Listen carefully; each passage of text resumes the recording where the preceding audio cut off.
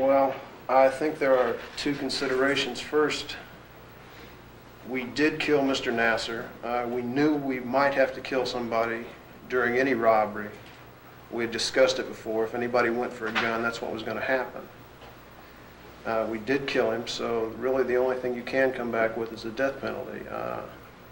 And the other consideration is that if you give me life, or if I got life imprisonment, I could get out in 10, 15 years. And when I got out, I know where everybody on the jury lives, and I wouldn't appreciate being in prison for 10 or 15 years, so I think I would have to come after you.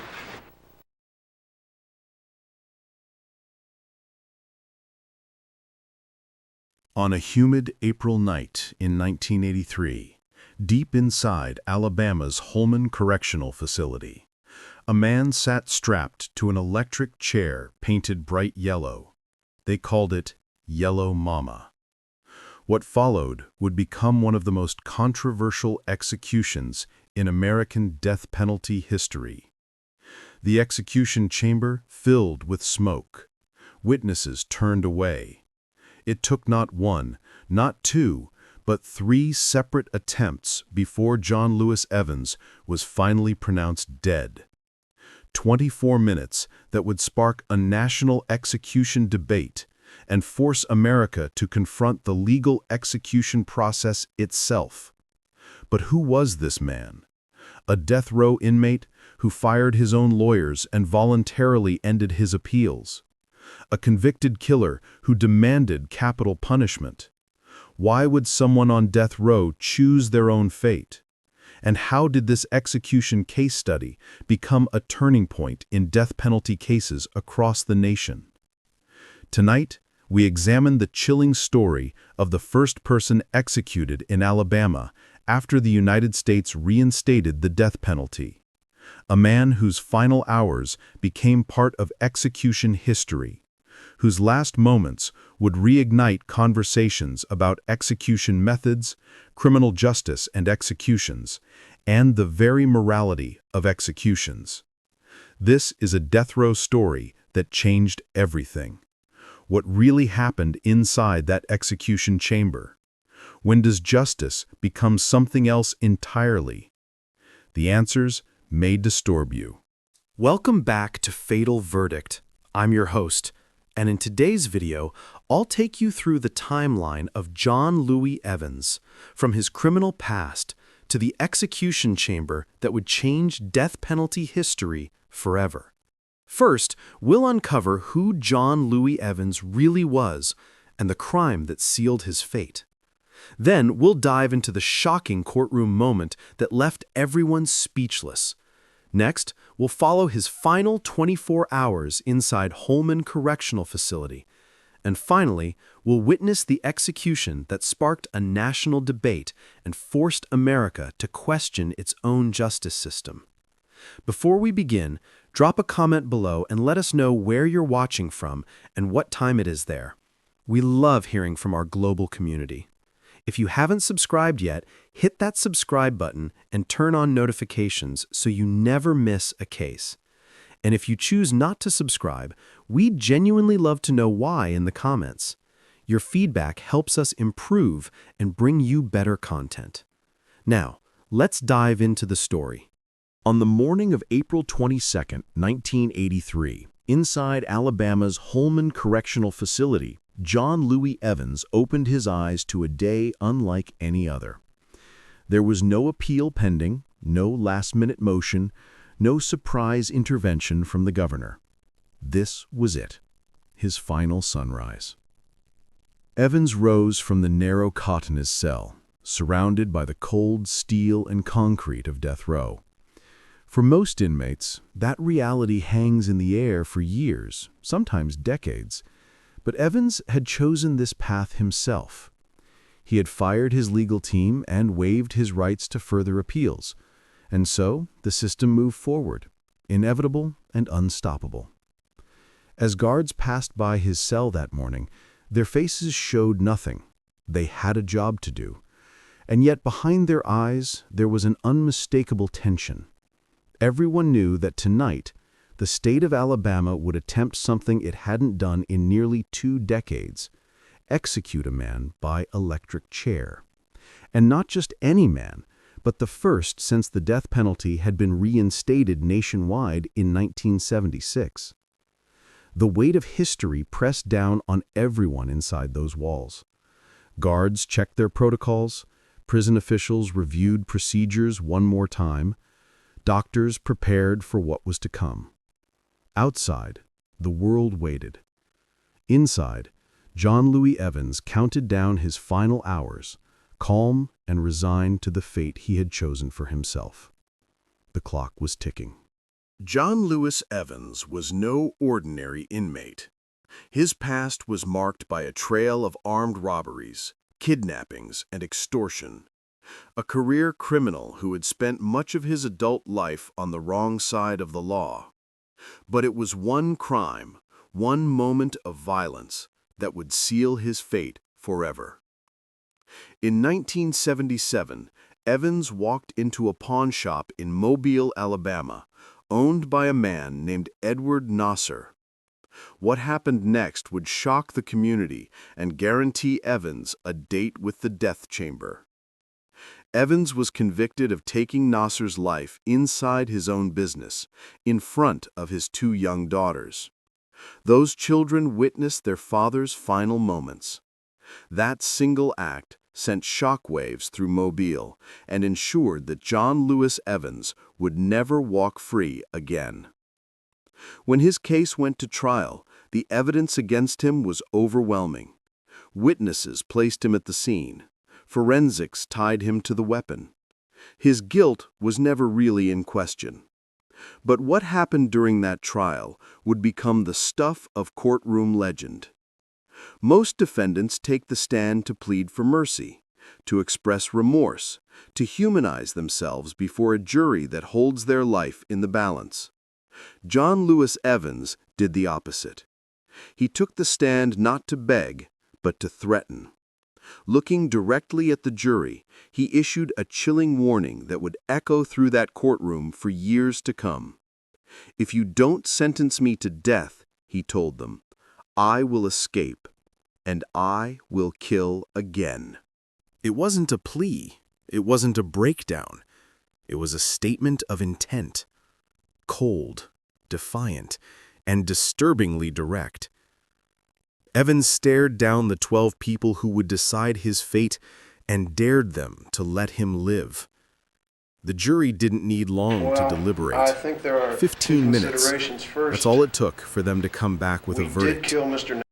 Guilty. And the sentence? Death. John Lewis Evans had essentially sentenced himself.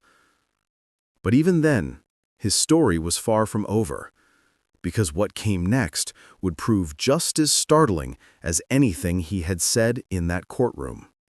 And so, on April 22nd, the final rituals began. At 7 o'clock that morning, Evans was served a basic prison breakfast: scrambled eggs, toast, black coffee.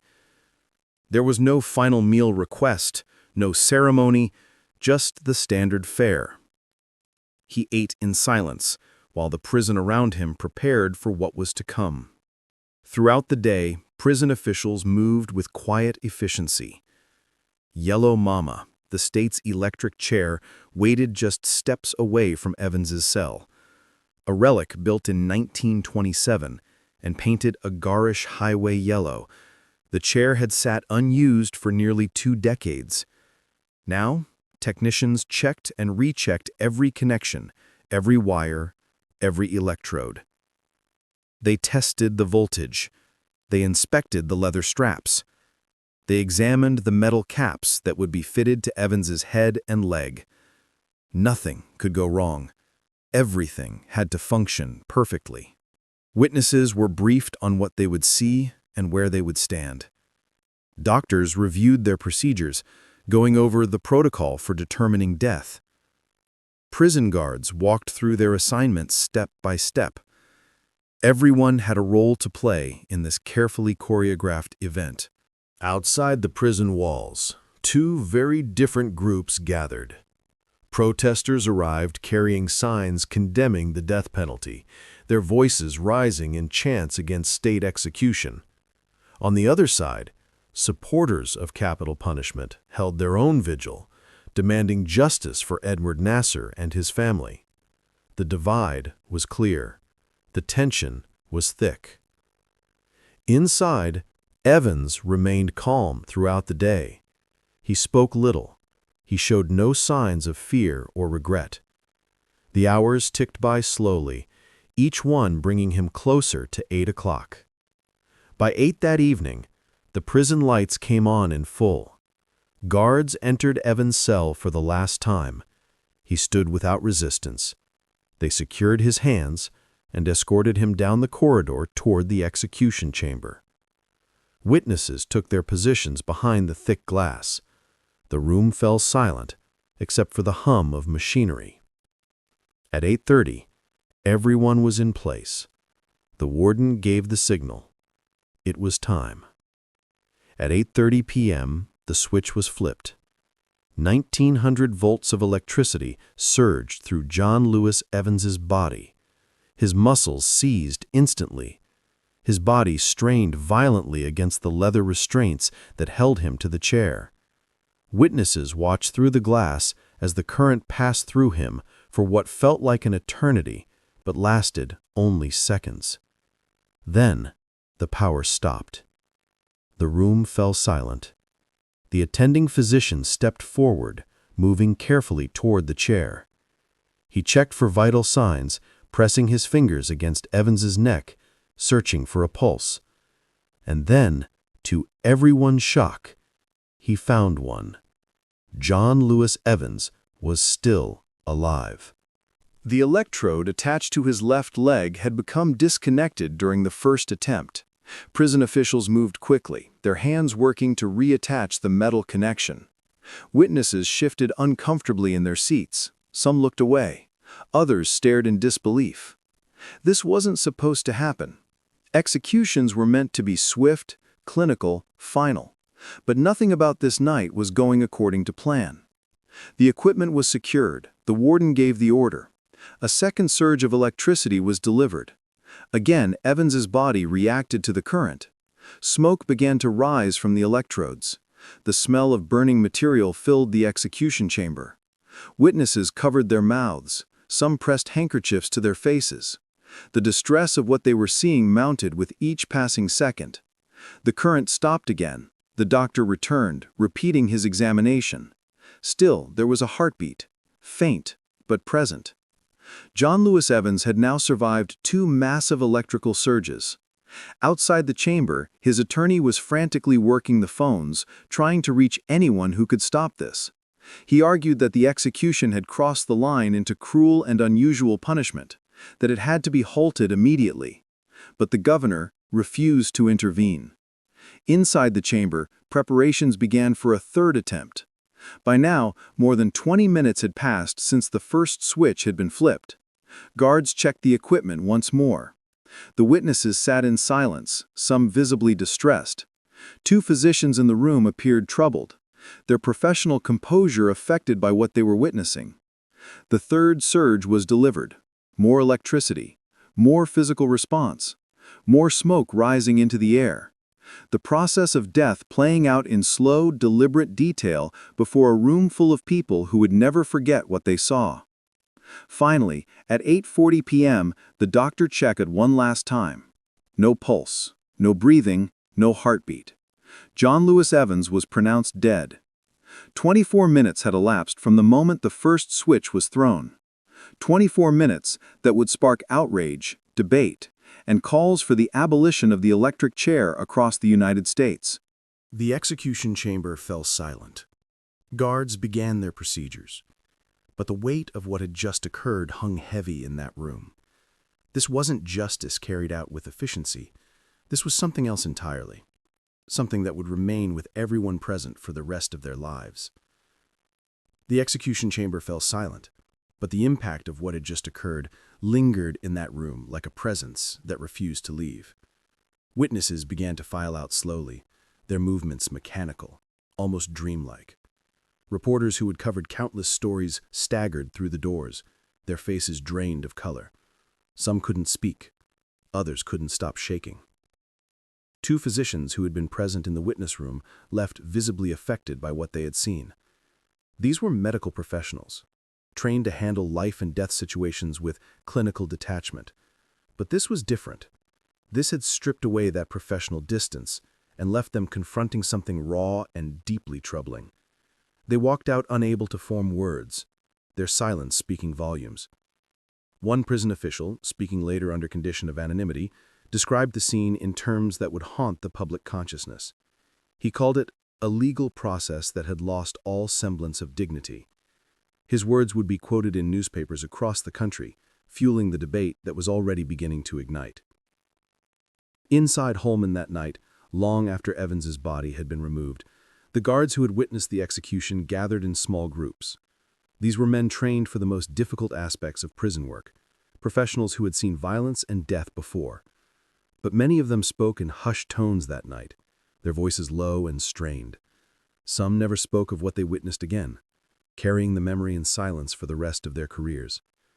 The psychological cost of that night extended far beyond the man who died in the chair. What made John Louis Evans' story even more complicated was something he had done just days before his execution. In a rare moment that seemed to show a different side of the man, Evans participated in a televised after-school special titled Dead Wrong. The program was designed to reach young people, to warn them away from the path of violence and crime that had led him to death row. Evans sat before the cameras and spoke plainly about his life. There were no dramatics, no attempts to justify what he had done. He talked about a life wasted, consumed by violence and poor choices.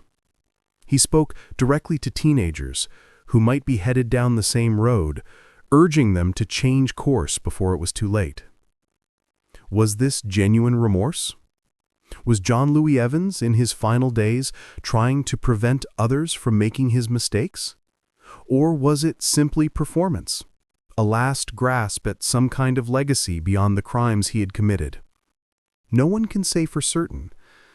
What we do know is that it added another layer of complexity to a man who had seemed so clear-cut in the courtroom.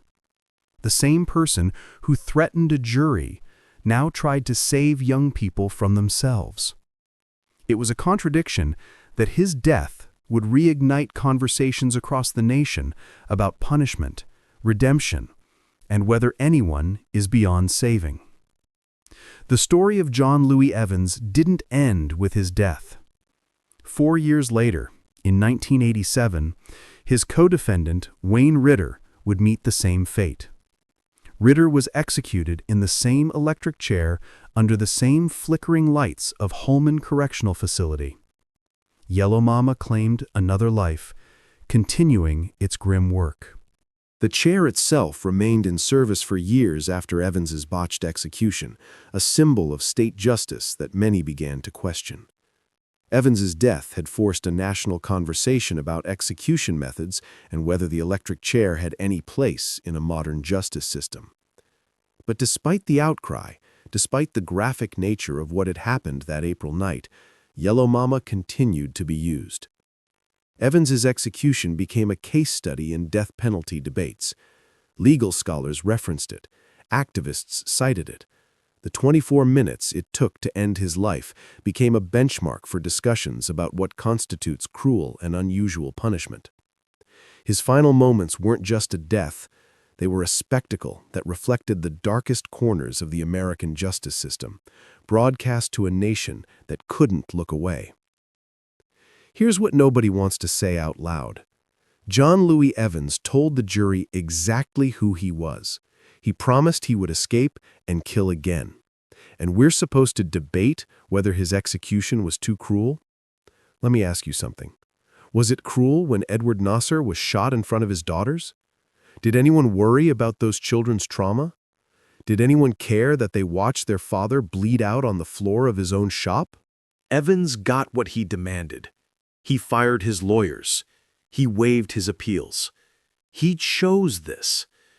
And yet we spend decades debating the 24 minutes it took to execute him, while Edward Nasser's daughters got a lifetime sentence of their own. Here's my question to you. If someone tells you they'll kill again, promises it to your face, should we believe them? Or should we give them the chance to prove it? The execution was botched. But was justice served? You tell me. Drop your thoughts in the comments. And be honest, because this case isn't about what we want to believe about humanity. It's about what we know to be true. Where do you stand? Thank you for watching this story to the end. If you enjoyed this story, you will surely love the next one. It's as interesting and even more intriguing as can ever imagine. So do check it out. Click on the image showing on your screen right now to watch the next one.